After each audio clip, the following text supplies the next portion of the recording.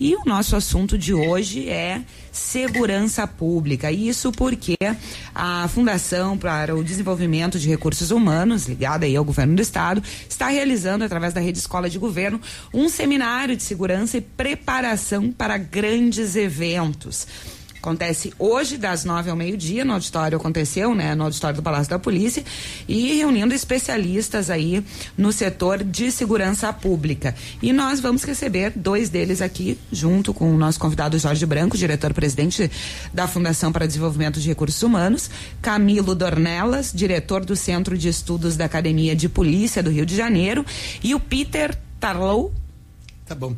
Traduz. Fala, qual é a pronúncia, Peter? Tarlow. Aí, estudioso americano de segurança e turismo e autor do livro Gestão de Eventos de Risco e Segurança, que atua como consultor orientando aí gestores de segurança em todo o mundo. Eu vou começar perguntando, obviamente, aqui pro presidente da FDRH. É muito importante se discutir esse tema de segurança pública em grandes eventos.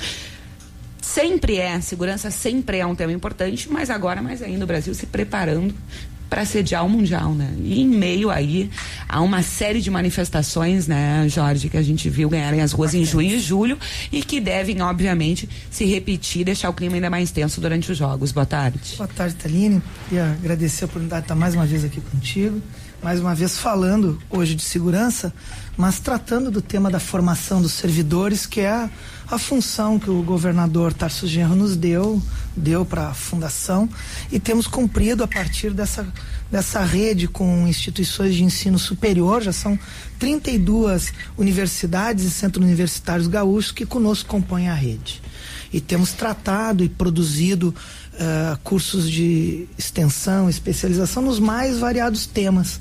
E este que envolve segurança, na verdade, estes que envolvem segurança e que envolve grandes eventos, nós começamos a tratar já do início de 2011. Não à toa, a primeira ação desse nosso programa, ainda em meados de 2011, foi em parceria com a Universidade Fevale, tratar dos grandes eventos, e depois com a parceria com a Universidade Federal do Rio Grande do Sul de Segurança. Hoje nós estamos recebendo aqui o professor Peter Tarlow e o professor Camilo Dornelas, da Academia de Polícia Civil do Rio de Janeiro, para falar sobre isso. Reunimos vários servidores da Brigada Militar, Polícia Civil, área de turismo, hoje de manhã, e foi decisivo e importante para o aumento do conhecimento. Ouvimos aqui a experiência da Polícia Civil e, na verdade, da segurança pública do Rio de Janeiro, já com a cidade que talvez tenha a maior experiência no Brasil sobre grandes eventos.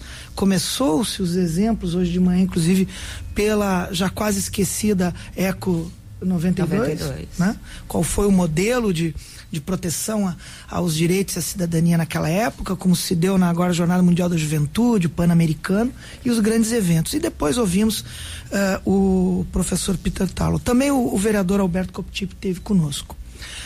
A importância para nós aqui em Porto Alegre, apesar de receber pela segunda vez uma Copa do Mundo, uma experiência não tem na prática nada a ver com a outra. Outro mundo, outra época, outra Copa do Mundo, outra FIFA. Hoje nós estamos tratando aqui, como bem disse o professor Camilo e o professor Peter Tarlow, de eventos efetivamente globalizados, onde o que tiver de organização positivo será de responsabilidade do Brasil, mas no Brasil receberemos não só turistas, como também os riscos e conflitos potenciais que nós assistimos no mundo inteiro. Eles virão para cá, pelo menos potencialmente. E isso é uma diferença para nós. Sim, o Brasil vai estar sob os holofotes. E os holofotes interessam ao mundo aos inteiro. Manifestantes. E os conflitos, vou usar, professor Peter, seu exemplo.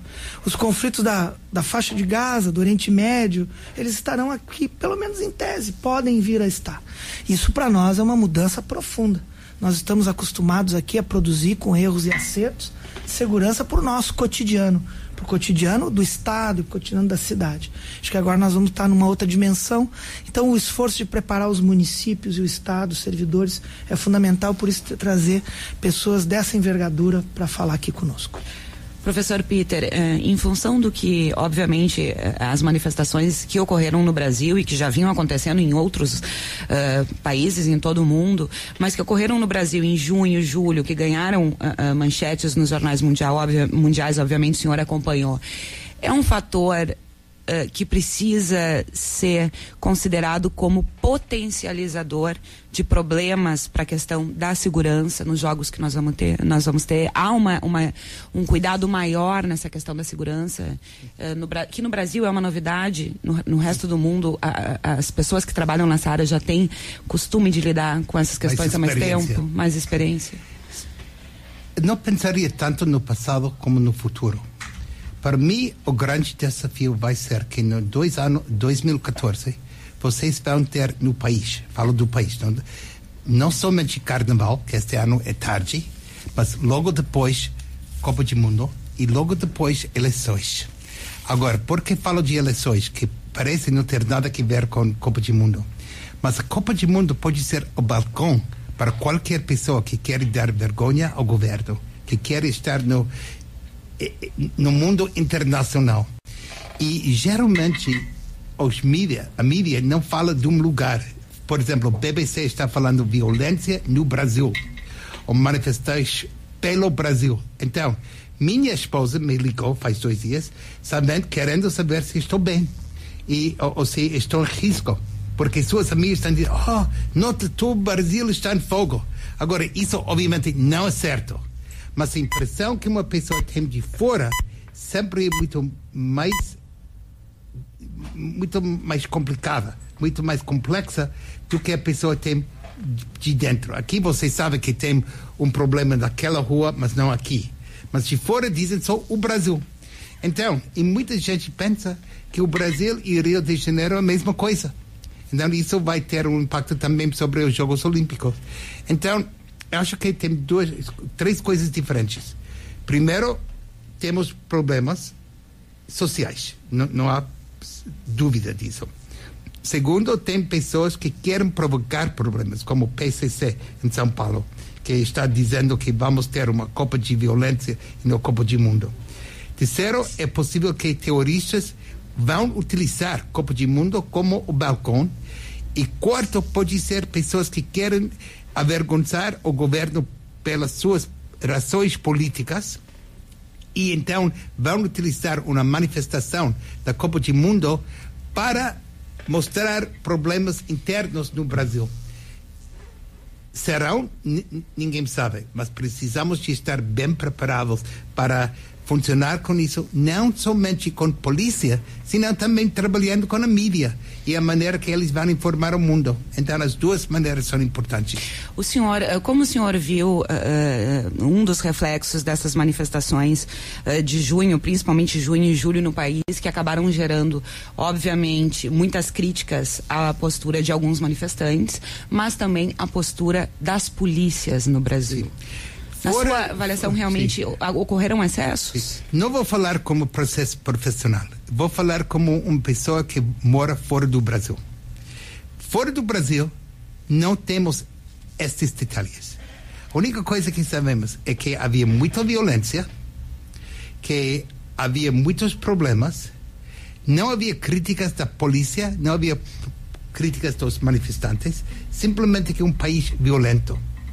E que isso, quando combinamos com outro problema, que é a reputação, não digo justo, mas a reputação da mulher brasileira, uma pessoa que sempre está de tanga, uma mulher muito sexy, uma mulher que sempre está procurando sexo, pode provocar outro problema, que a gente chega de fora pensando que o uso de violência para conseguir sexo já é uma coisa apropriada, e não é, obviamente, mas sempre precisa de ver o Brasil não pelos olhos de um brasileiro, senão de olhos de um estrangeiro, que ele está lendo, que ele está vindo, que ele está mirando nos seus noticiários internacionais. Ontem, BBC, o titular deles foi violência pelo Brasil, e deram a impressão que todo o país agora está em fogo. Sim, se referindo a 2 atos, obviamente, Rio de Janeiro e São Paulo, que são realmente complica. Diretor Camilo, como é que o senhor está no centro desse furacão, né? Trabalha diretamente numa das áreas mais delicadas, obviamente, em todo o país, no Rio de Janeiro, mais ainda, né? Primeiro, como é que é lidar com esse novo momento que a gente vive, muito em função também das redes sociais, né? As informações acabam se replicando muito rapidamente, contra, a favor, versões, e são utilizadas também para, muitas vezes, garantir uma mobilização muito maior ou acirrar os ânimos de uma forma muito mais rápida.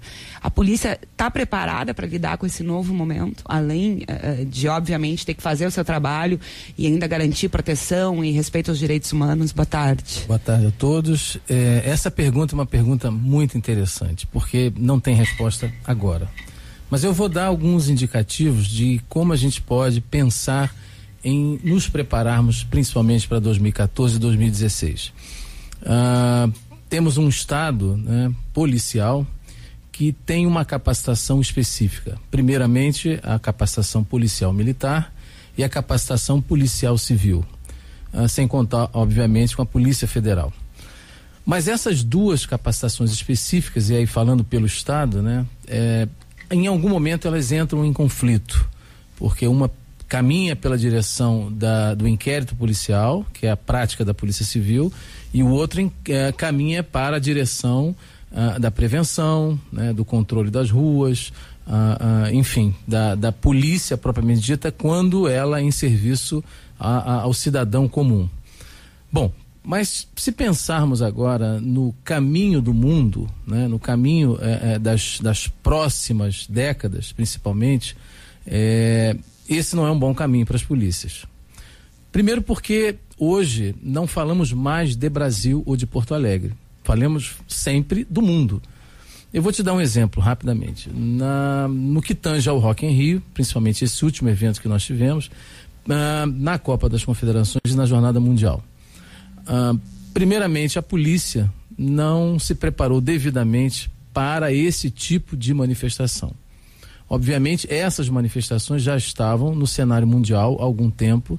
Essas manifestações já eram um lugar comum nesses países, tanto do Oriente quanto do Ocidente, na Europa, notadamente, talvez em países como a Turquia, a própria França, a própria Alemanha em alguns momentos, a Grécia.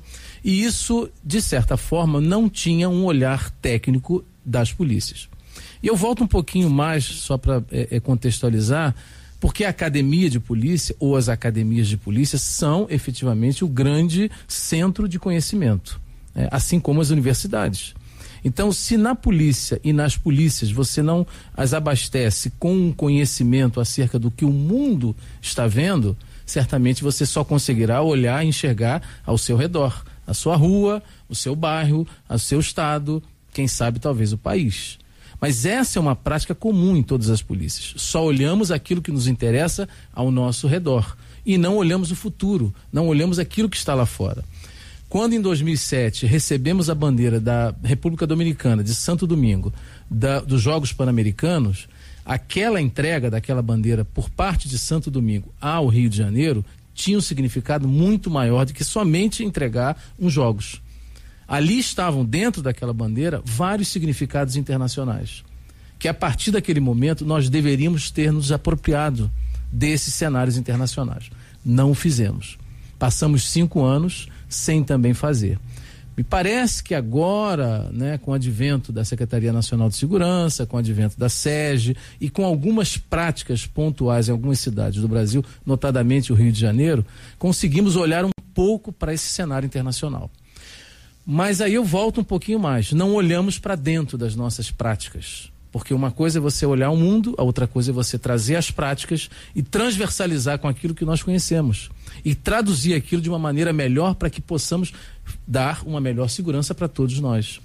O conhecimento pouco que tínhamos sobre os black blocs foi fundamental para que o manejo da crise fosse fracassado, assim como é. Temos visto praticamente todos os dias, de ambas as partes, né, uma negação da atuação de um manejo de um conflito. Porque conflitos existem, eu acabei de dar um exemplo, existem na sua casa, na minha casa, na casa, talvez agora o ouvinte que esteja ouvindo esteja num conflito familiar, mas a prática do manejo tem que ser trabalhada e discutida nas academias. Quer dizer, o policial, eu recentemente numa audiência pública com a senadora Lídice da Mata em Brasília, eu disse: o policial não vem de Marte, senadora. Ele vem dos conflitos sociais, ele tem problemas sociais, ele enfrenta problemas sociais de dificuldade financeira, muitas das vezes, dificuldade de saúde, muitas das vezes. Nós, policiais do Brasil, não temos um plano de saúde, né? Deveríamos ter, até para cuidarmos da nossa saída. Muitas vezes mora perto ou nas comunidades que ele tem que combater. Então, dentro desse espectro, essa ideia mundial não foi enraizada nas academias. E, notadamente, é o centro de produção de conhecimento. Quer dizer, o policial da brigada, o policial civil que está aqui nas ruas de Porto Alegre ou do Rio de Janeiro, em São Paulo, precisa ser doutrinado. Ele precisa conhecer essas práticas mundiais. Ainda que todo o conhecimento da Brigada Militar, ainda que todo o conhecimento da Polícia Civil do Rio Grande do Sul sejam as melhores do Brasil. Mas eu não estou discutindo isso, eu estou discutindo um novo modelo, uma nova prática. Então, a partir desse princípio, começamos no Rio, na Academia de Polícia Civil do Rio de Janeiro, um curso novo, em que nós reunimos numa mesma sala todos esses atores, todas essas pessoas que, de certa forma, estariam postos a trabalhar ao bem da sociedade do Rio de Janeiro e ao bem da sociedade do mundo. Quer dizer, falar em Rio, como disse o nosso Peter, é falar no Brasil. Quer dizer, o que acontece no Rio é acontecimento no Brasil. Então, esse é o nosso momento agora. Eu acho que a gente precisa, penso que a gente precisa trabalhar essa nova atividade, essa nova doutrina, voltarmos aos bancos de universidade. Eu agora estou fazendo a minha 4ª pós-graduação em educação na Universidade Estadual. E outro dia eu postei no Facebook o seguinte: como é bom voltar à universidade. Como faz bem viver com os estudantes. Como faz bem viver com aquelas pessoas que estão ali à busca de conhecimento e dividindo. Então, nós policiais, e aí vai uma dica boa de quem está na polícia há 26 anos e que a todo momento se oxigena de novas informações, revisitem as suas academias, reestruturem seus currículos, se readequem a esse novo modelo mundial, porque a Copa do Mundo já está às portas. Os Jogos Olímpicos, nem se fala, estão cada vez mais próximos. Mas o que poderemos fazer é simplesmente mudarmos essa concepção e deixarmos um legado para as próximas gerações, porque esse é o nosso querer. Quer dizer, o que hoje estamos fazendo não é para hoje, é para as próximas gerações, para daqui a 10, 20, 30 anos. Sindifisco RS e a FISVEC, acesse www.fisco-rs.org.br e fique por dentro de tudo que acontece na área tributária no estado do Rio Grande do Sul. Nós vamos a um breve intervalo e já voltamos. Agora. Estamos de volta com Esfera Pública, aqui direto do Estúdio Cristal, na esquina da comunicação, falando hoje sobre segurança pública e principalmente segurança pública aí relativa a grandes eventos. Não podemos esquecer que o Brasil está se preparando aí para os Jogos Olímpicos, para a Copa do Mundo, e por isso a Fundação para o Desenvolvimento de Recursos Humanos realizou hoje pela manhã um seminário com autoridades aí na área para falar sobre segurança pública e a preparação dos grandes eventos. A gente conversava aqui durante o intervalo sobre a importância que as redes sociais ganharam num curto espaço de tempo nessa questão da mobilização, tanto pacífica quanto não pacífica. E justamente como o diretor Camilo Dornelas falou, não podemos mais cuidar só do nosso quintal, porque as informações, elas são totalmente globalizadas, né? E daí perguntei pro diretor Camilo, e depois agora ele vai explicar, mas quero perguntar também para o professor Peter. Internacionalmente, é óbvio que há muito mais tempo já se deve ter um controle muito rigoroso das redes nas preparações para grandes eventos, quer dizer, na tentativa de prevenir, sim, ou pelo menos estar preparado para algum tipo de mobilização que vai acontecer, professor. Logicamente. E outra coisa é que o que acontece na mídia é uma maneira de mostrar a roupa suja ao mundo. Então, há duas partes. Primeiro, deveria haver um comitê que já está a trabalhar entre a polícia, o governo e a mídia, que cada um compreende o papel do outro, por que está fazendo, E no momento que algo acontece, a polícia não pode esperar até que chegue a mídia para fazer perguntas. Eu já deveria estar aqui dizendo: aconteceu tal coisa, isso é a razão por que fiz, isso é a lógica da minha política, para que vocês tenham imediatamente meu lado da história. Agora compreendo que sempre há dois, três, em inglês dizemos que cada história tem 3 lados. De você, meu lado e a verdade. Mas pelo menos eu quero que o meu lado esteja dentro da sopa. Então, é importante, se eu estivesse na polícia brasileira, uma das coisas que eu estaria nesse momento fazendo é preparando um corpo de polícia para explicar minha política, porque algo vai acontecer. Não sabemos qual, mas sempre acontece algo. Importante que trabalhemos juntos, porque se não trabalhamos juntos, estamos mostrando ao mundo todo o mal do Brasil, em lugar de construir uma coisa boa para o Brasil. Tem algum episódio internacional que tenha lhe chamado a atenção nos últimos tempos em relação a êxito ou fracasso de atuação? Sim, eu vou dar 2 exemplos. Um exemplo que hoje dei no seminário foi de Jogos Olímpicos de Utah. Eu conheci por um ano antes os jornalistas. Quando encontramos 2 ou 3 bombas, desarmamos as bombas.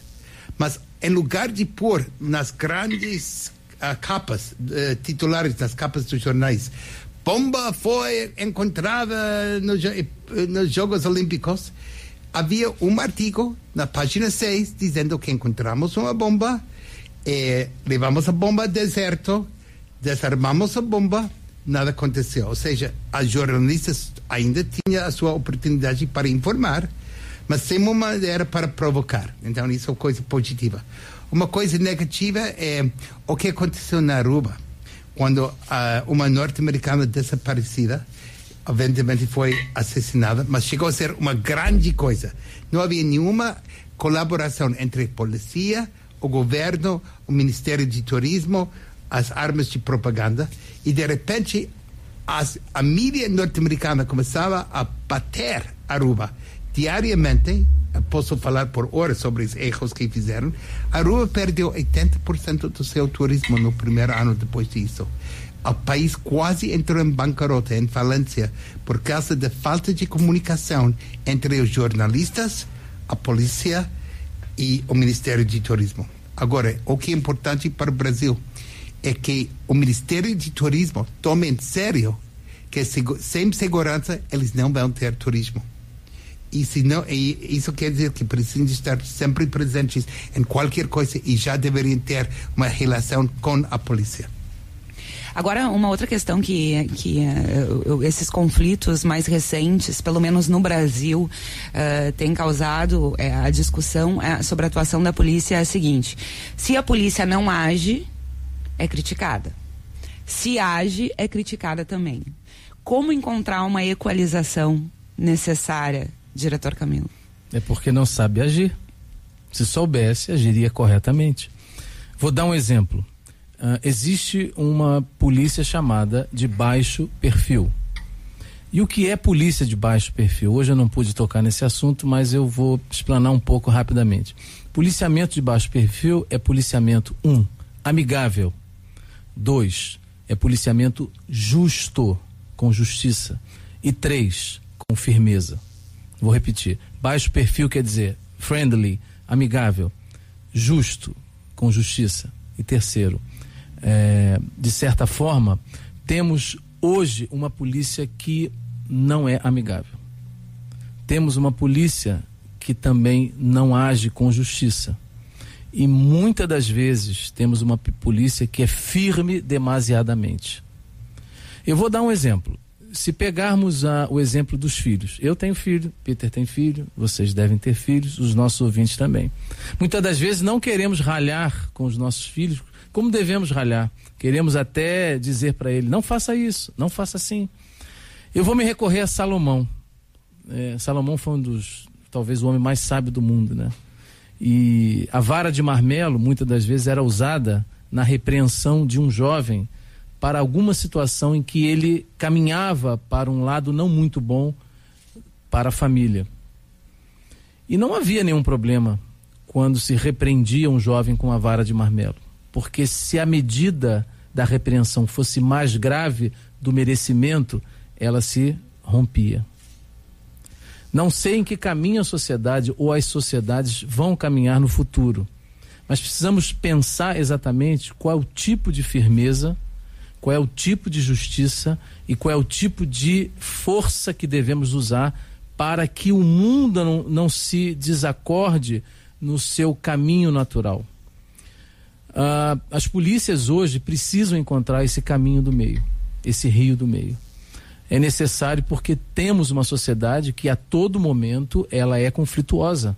É conflituosa em casa, é conflituosa nas relações sociais, é conflituosa nas relações de trabalho, é conflituosa nas relações amorosas. Muitas das vezes perguntam a mim: Camilo, você é um diretor, centro de estudos, estuda criminologia, e é uma das disciplinas que eu mais gosto, e diz o seguinte: por que aumentou muito o número de homicídios contra mulheres?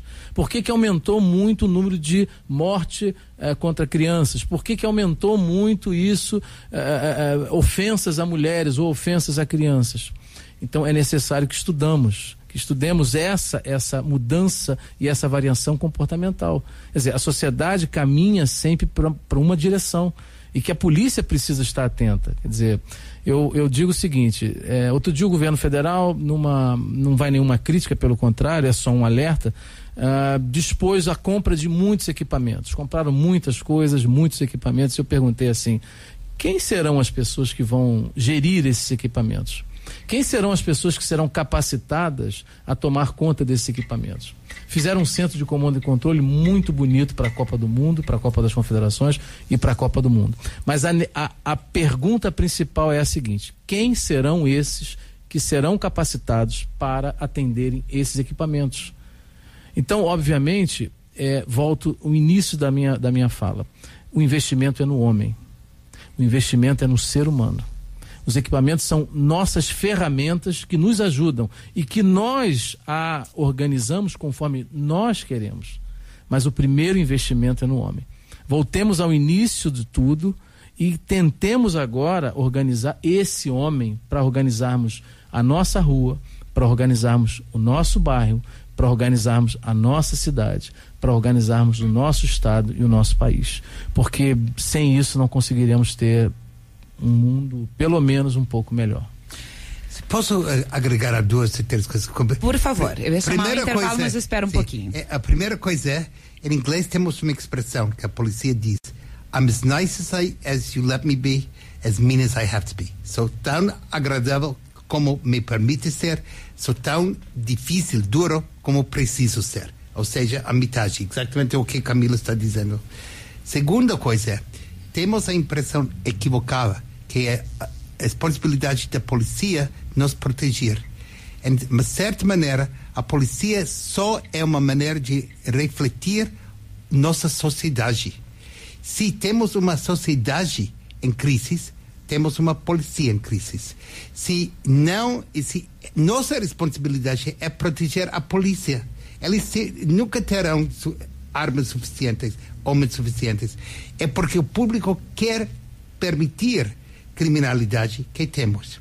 Terceira coisa, a criminalidade começa não com polícia, começa com falta de ética.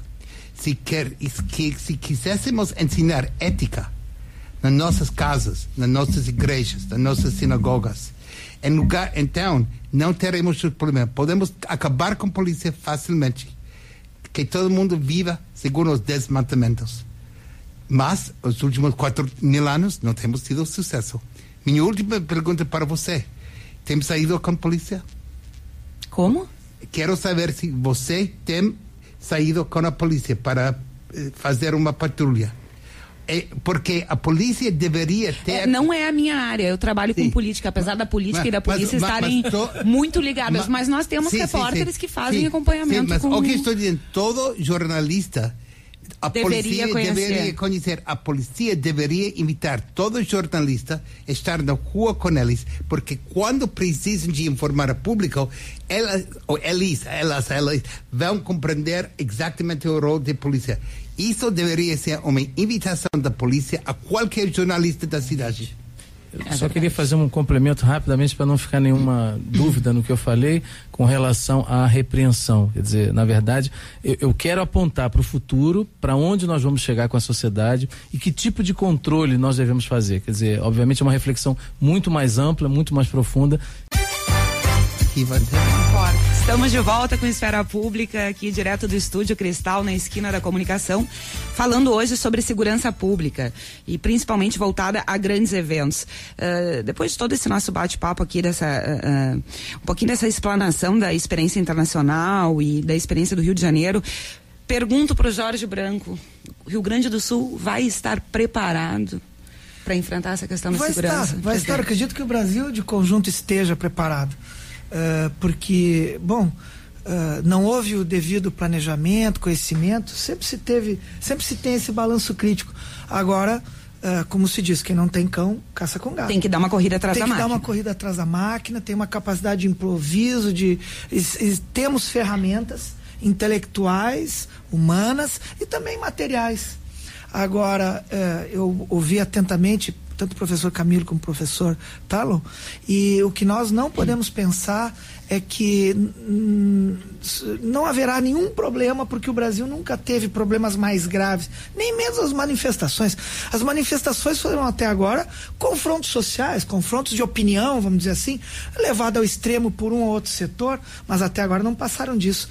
Mas o que eu acho que nós devemos, é o que mais me chamou a atenção de várias coisas das excelentes palestras que nós tivemos, é que nós não estamos tratando uma Copa do Mundo brasileira. Estamos tratando uma Copa do Mundo, como diz a palavra, mundial. Os eventos agora, eles são todos mundiais. São mundiais. Né? Não existe mais essa questão. Os conflitos não têm fronteira, então nós não estamos lidando só com conflitos brasileiros, ou gaúchos, ou porto-alegrenses.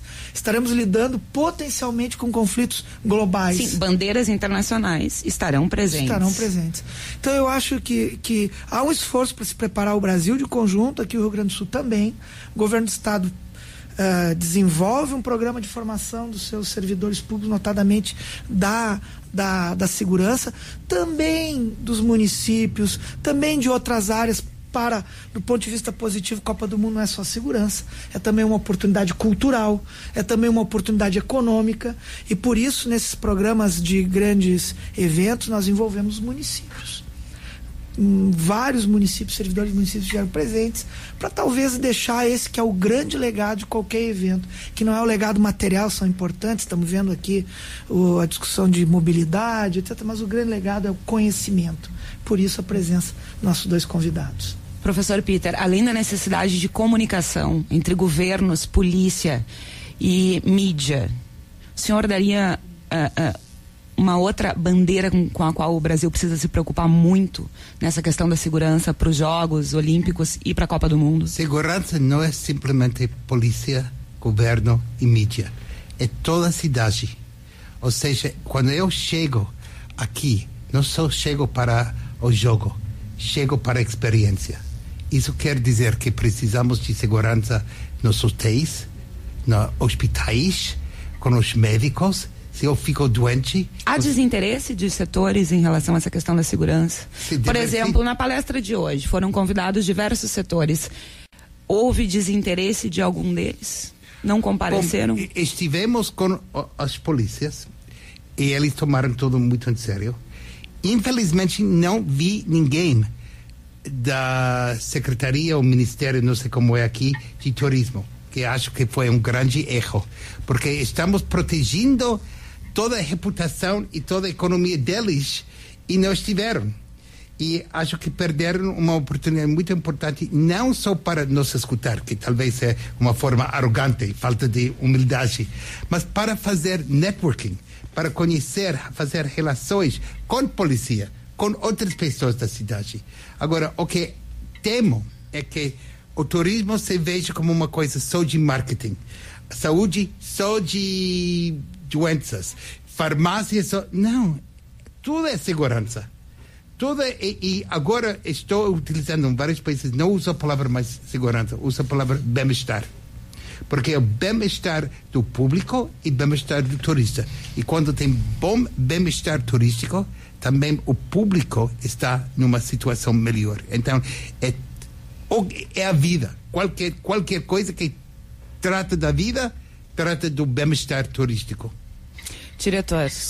Eu vou pegar um exemplo porque, como aluno do professor Peter, não faltei às aulas. Então, eu vou me apropriar desse, se me permite, professor. Isso que ele fala é completamente perfeito.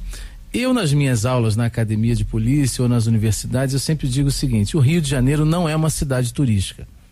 E há um profundo silêncio na sala, tipo... Professor, mas como o senhor diz isso? Nós somos a cidade mais turística do Brasil. Eu digo, não é. Porque podemos ter pontos turísticos, mas uma cidade turística, ela tem diversos ingredientes para se tornar uma cidade turística. Por exemplo, falar a verdade. Quanto custa uma ida de táxi do aeroporto até Copacabana? Eu preciso dizer a verdade. Eu não posso mentir para um americano, eu não posso mentir para um europeu, eu não posso mentir para um chinês, eu não posso mentir para um japonês. Por exemplo, se você fala com os japoneses, eles não falam individualmente, eles falam em grupo, eles só andam em grupo. Então, se você mentiu para um, mentirá para todo o grupo. E certamente esse grupo todo não irá. Se você mentir para um norte-americano, ele nunca mais mesmo, acreditará em você e naquilo que você fizer. Então, eu não acho que o Rio de Janeiro é uma cidade turística. Ele tem pontos turísticos belíssimos, talvez os mais bonitos do mundo.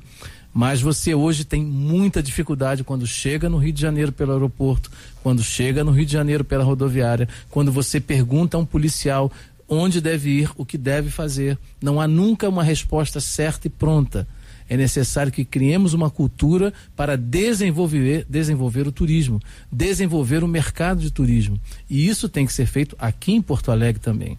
Por mais que tenhamos uma cidade bonita, limpa, arborizada, hospitaleira, precisamos criar uma cultura que efetivamente traga essas divisas. Então, dizer a verdade pode ser um índice de popularidade turística. Professor Peter, o senhor concorda? Se mentir para um norte-americano uma vez? Não, ele me compreende perfeitamente bem. E o norte-americano ou é sábio ou ingênuo, não sei qual somos, mas é certo que não toleramos uma falta de verdade. Ou quando eu faço um erro nos Estados Unidos, eu quero que a pessoa se desculpe e não me dá uma desculpa. O que muitas vezes vejo no Brasil, que são bons para não dizer a verdade, ou que a culpa sempre de outra pessoa. Em lugar de dizer, eu fiz um erro, aceito um erro e vou reparar. Agora, isso tem que ver com turismo. Tem que ver com turismo se eu vejo muito grafite na parede da rua. Tem que ver com turismo se não se vejo lixo na rua. Tudo isso tem que ver com turismo. Então, a parte cultural, a parte de segurança, a parte de saúde, a parte de limpeza. E quando tem uma boa... Se Rio de Janeiro fosse uma cidade turística, em lugar de ser pontos turísticos, a vida para a cidadão de carioca seria muito melhor. Porque ele teria uma cidade honrada, uma cidade honesta, uma cidade limpa, uma cidade quando nos importa o que acontece no nosso próximo. Nós temos o Ministério, só complementando, o Ministério do Turismo está investindo na vinda dos países que são o aglomerado do BRICS, né? Rússia, China, África do Sul, e há também um investimento por parte do Ministério do Turismo e também da Secretaria de Turismo do Rio de Janeiro de trazermos mais turistas de uma classe B, A e AA. O que eu quero dizer com isso? Eu estive recentemente a convite do governo da República Dominicana em Santo Domingo e percebi e percebo como há o tratamento diferenciado entre os turistas que chegam à República Dominicana em Santo Domingo. Quer dizer, você tem uma ideia de que a cidade, obviamente não há comparação com o Rio e nem com qualquer outra cidade do Brasil. São cidades menores, muito menores e um país menor. Mas, obviamente, toda a ideia turística ela caminha no bem-estar de todo o turismo. Quer dizer, hoje você tem uma cidade em que em qualquer lugar de Santo Domingo turístico você tem Wi-Fi grátis em qualquer lugar. Quer dizer, isso é garantir a segurança, é garantir o bem-estar, é garantir a certeza dos parentes que estão em qualquer lugar do mundo de que você está bem, de que você se comunica bem e de que as redes sociais fazem esse network também para a cidade.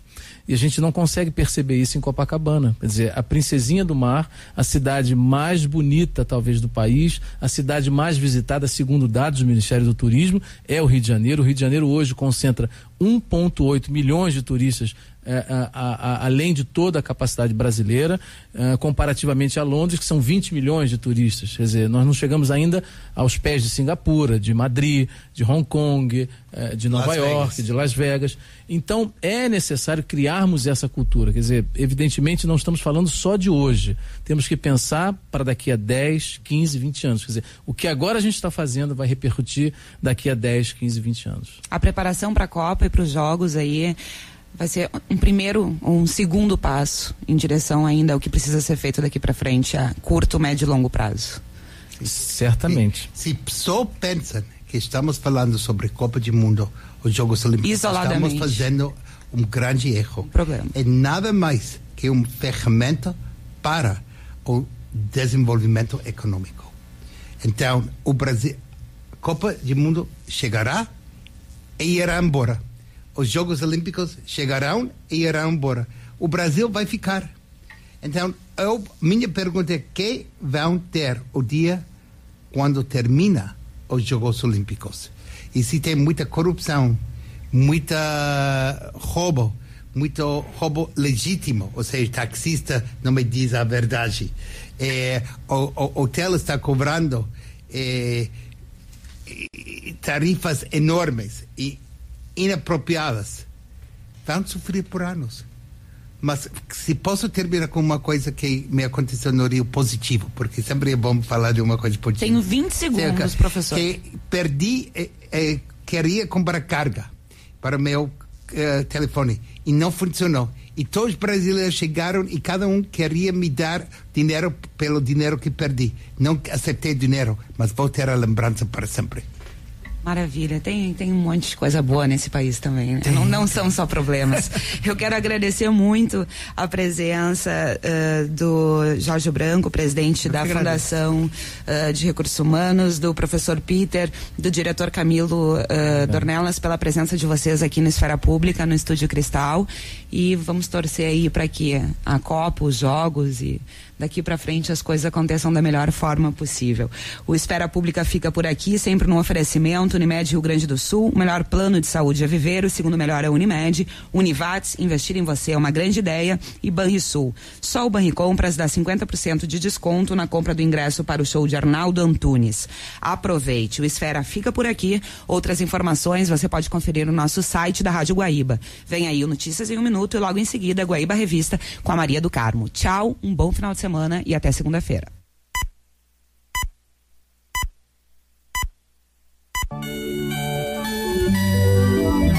Rádio Guaíba de Porto Alegre, FM